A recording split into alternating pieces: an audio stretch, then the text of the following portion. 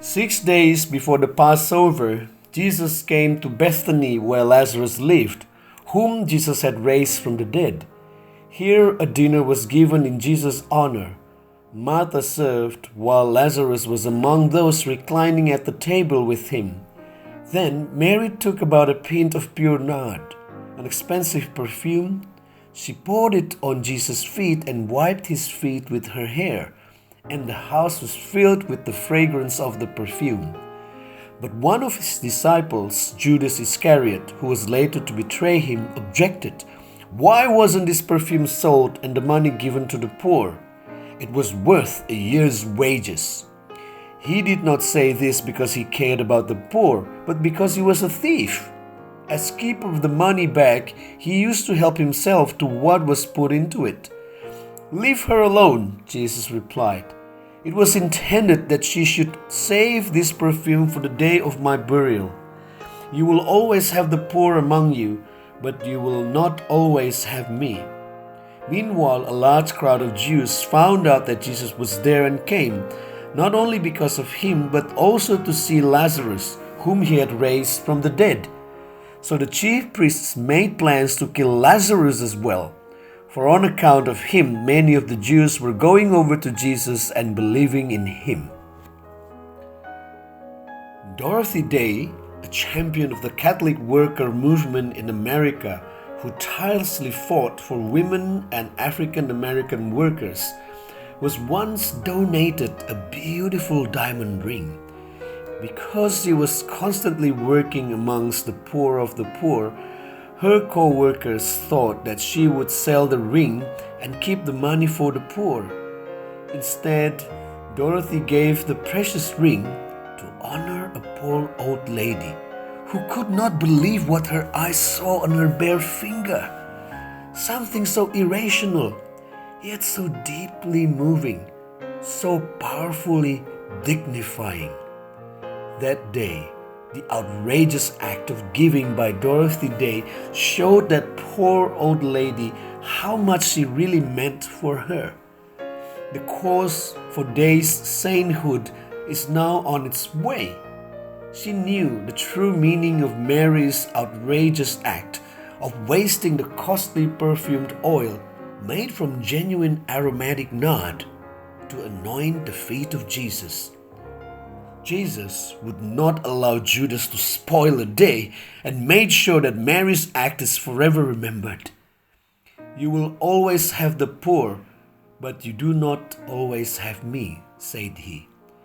Jesus, in his solidarity, was born in a stable as a poor and died as a poor, hung as a criminal and crucified almost naked. Although he was the king of the universe, Jesus identified himself as a poor. Jesus was a poor man who has nowhere to lay his head. "Blessed are the poor, for theirs is the kingdom of God," said Jesus. The owner and creator of heaven was poor and chose to be poor on earth so we can be rich. It's not for this reason the church proclaims her preferential for the poor. Did Jesus, the head of the church, command us to love the poor? Or did he invite us to be the poor? Is being poor just about leaving behind all your property and belonging? Or is it about an attitude of the heart? Do we realize the poverty within us, that we cannot survive without the love of God who sustains us in every minute of our existence? Perhaps what Jesus said, that we will always have the poor, means that you and I are always going to be poor, in need of God to have mercy on our sinful souls. Are not all of us born as a poor, naked, unable to care for ourselves, in need of our parents or someone to clothe us, feed us, and shelter us from harm? Are we not all poor when death approaches us, in need of someone to bury our dead bodies? Saint Francis of Assisi, whose nickname is the Second Christ, because no one has yet imitated the poverty of Christ so closely as he did. Once decided to go naked before his father and his bishop. That day, Francis realized the true poverty of his soul. He exclaimed in ecstasy, quoting Job, "Naked I came from my mother's womb, and naked I will go. The Lord gave, and the Lord has taken away. Blessed be the name of the Lord." Friends, perhaps this Holy Week, you and I are invited to embrace our poverty as we embrace Christ who became poor for our sake. In what way do we need to let go? Do we have an attitude of entitlement?